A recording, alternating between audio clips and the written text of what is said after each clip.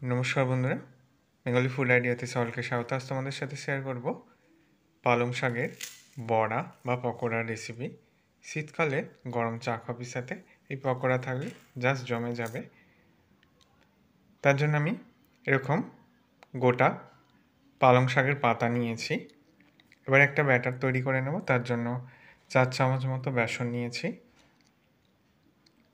দিয়ে দিচ্ছি হাফ চামচ কর্নফ্লাওয়ার, স্বাদ অনুযায়ী লবণ দিয়ে দিচ্ছি, জিরে গুঁড়ো, সামান্য ধনে গুঁড়ো, দিয়ে দিলাম হলুদ গুঁড়ো। এটা যেহেতু সম্পূর্ণ নিরামিষভাবে তৈরি করছি, তাই পেঁয়াজ বা রসুন ব্যবহার করব না। লঙ্কা গুঁড়ো দিয়ে দিলাম। তোমরা চাইলে এর মধ্যে গরম মশলাও অ্যাড করতে পারো, আবার কালো জিরেও ব্যবহার করতে পারো। এবার অল্প জল দিয়ে দেখো ব্যাটারটা রেডি করে নিয়েছি। এবার পালং শাকের পাতাগুলোকে আমি ভালো করে জল দিয়ে ধুয়ে নিয়েছিলাম। এবার ব্যাটারের মধ্যে এইভাবে ডুবিয়ে নিয়ে তারপর ভাজার জন্য তেলের মধ্যে দিয়ে দিয়েছি।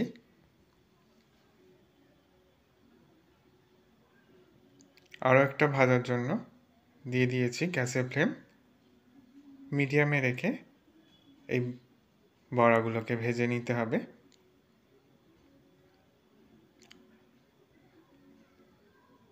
দেখো বড়াগুলো লাল করে ভেজে নিয়েছি, তুলে নিচ্ছি। গরম গরম চা কফির সাথে এই গরম গরম পালং শাকের পকোড়া থাকলে সন্ধ্যার আড্ডাটাই জমে যাবে।